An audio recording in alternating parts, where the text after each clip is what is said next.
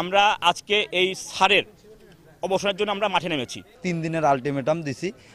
3 দিন পার হয়ে গেলে যদি আমরা কোনো সুষ্ঠু সমাধান না পাই তাহলে আমরা বৃহৎ আকারের আন্দোলন করবে। দ্রুত বিচার চাই, যেন কোনো প্রতিষ্ঠানে উনি কোনোদিনে যেন জয়েন করতে না পারে। অভিযোগ করেছে যে অমিত পার্থ দাস তাদের সাথে ছাত্রী শুধু নয়, স্ত্রীর মতো ব্যবহার করতে চেয়েছে। একজনের সাথে না, একাধিক জনের সাথে।